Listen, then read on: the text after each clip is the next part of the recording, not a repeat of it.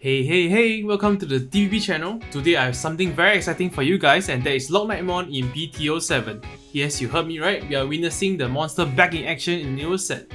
I would like to credit the deck list to the player Lum, who showed me the synergy Lordknight had together with Pulsemons. Now Pulsemon supports were given during BT6 and BT7 itself, and this guy has come up with this list to destroy them hybrid players. Now this list will be further discussed at the end of the video, so let's dive right into the game itself as we already see Lordknightmon appearing already in turn 2 with the hardcore Angelmon. Unfortunately for the blue player, he didn't really abuse the memory as he didn't have a rookie to begin with or a tamer, as he does evolve the Leopardmon already, pushing out the level 4 to the side of the field. And the Lordknightmon will actually be swinging at security here, hard calling a Lordmon, allowing him to look at the top of card of security and does pick it up, so he does draw additional 1 card. Now he does push the blue player to 4 security here, and he does hardcore a Kotemon to pass the turn looking at top 5 for the archetype, but he does miss it, so very unfortunate on his end for that. And we do see finally a rookie for the blue player here in the form of Psychomon. The hybrid will actually be swinging at security here, but thanks to the Leopardmon jamming ability, it does survive. Now we do see a Pokemon being hardcore here to look at the top 5, allowing him to actually search for that tamer which he desperately needs because they are playing a hybrid deck after all. Now the Lordknightmon does restand here. Swing at security, actually at the hybrid, now he's able to call a level 3 below in the form of Pulsemon thanks to the Angelmon ESS skill.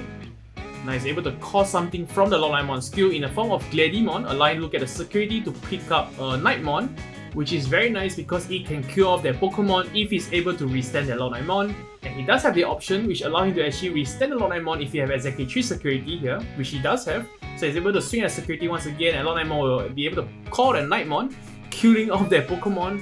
And then the ESS skill is on once per turn, so it does call a Lucemon to add on the pain to the blue player, and we do finally see the first tamer for a hybrid deck. So that's very unfortunate, but we do see the yellow field actually being swarmed with Digimons, and we total see 8 Digimons there, and this should be more or less game for the blue player, which is very sad.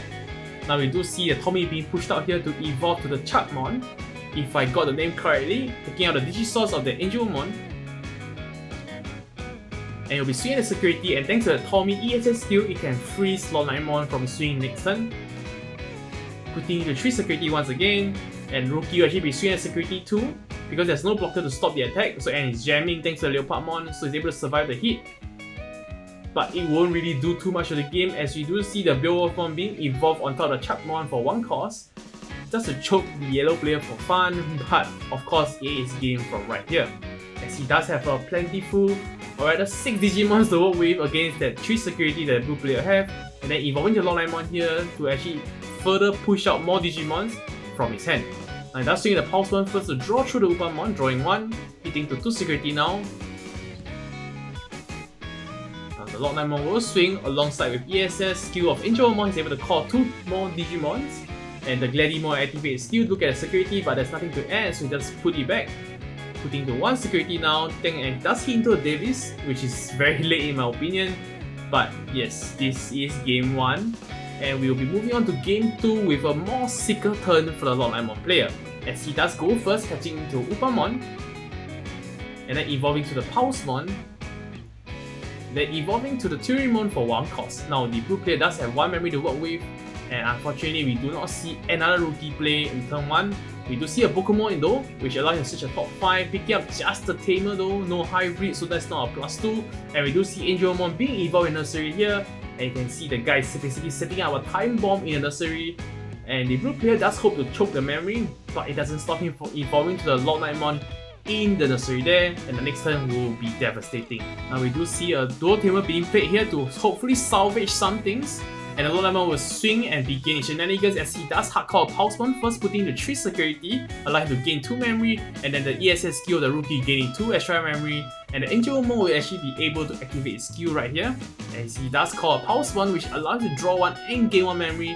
So we do remember he does start with 2 memory, and now he's at 7, thanks to the synergy that Lordknightmon have, and he does have the option to actually restand the Lordknightmon. And this is where things go crazy, as he can thus stand the Lordknightmon, summon a Knightmon and a Kotemon, allowing him to search the top 5 to pick up more Knightmons from his top 5, adding 2 more to his hand, like he doesn't have already too much pluses. So just an overwhelming swing turn, as you do see him actually have suddenly 5 Digimons on the side of the field with 2 Lordknightmons, a level 4 and 2 rookies, and the TK to pass the turn, so he does guarantee 3 memory the next turn. Now for the blue side, he does have this dual tamer and the Mech Ishida to actually plus some memory, hopefully, which can salvage the situation. He does go for the Tommy here to remove the Digisource of the Lordknightmon. Going for a Howling Memory Boost, which I must say is a very sick card for blue, as he does freeze the unit.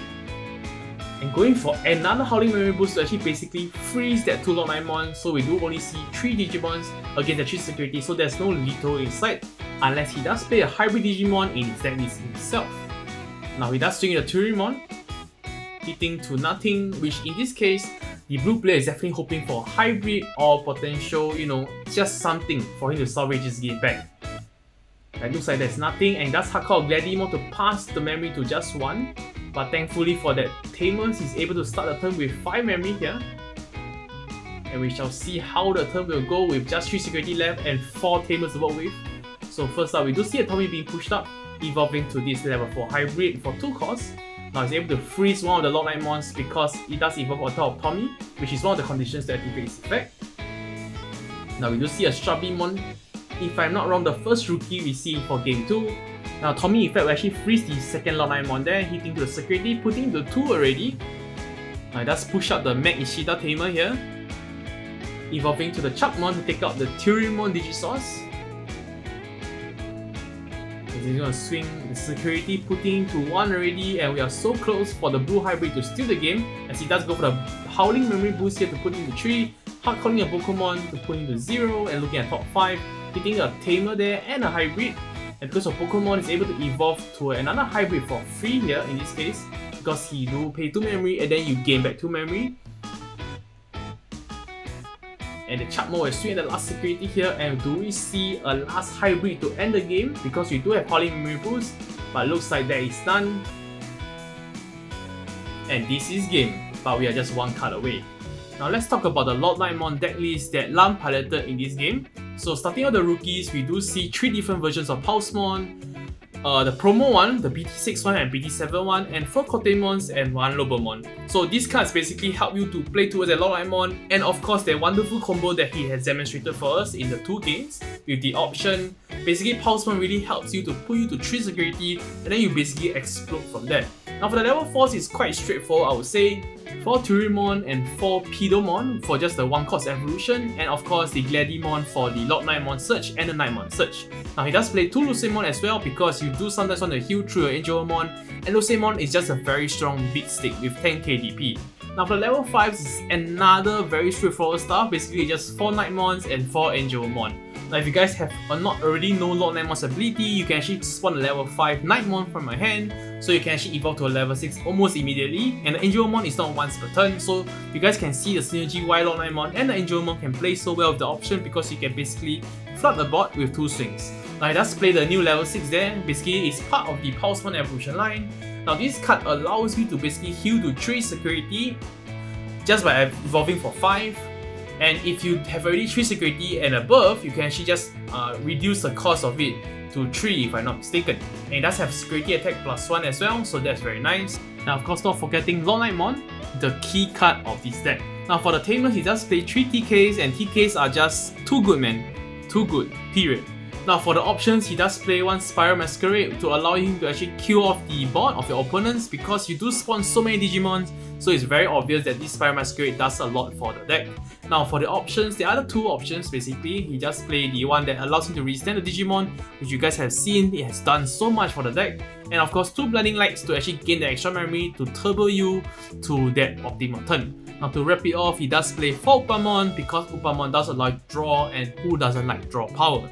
Now here's the deck list for the Leopardmon synergy with the hybrids, because of how hybrids are level 4s and how Leopardmon benefit level 4 below, so you guys get the idea how this deck works. And basically this deck does encourage you to throw bodies, and also the number of Tamers is so high because of that potential number of Tamers you can come out for free in that 1 final turn push.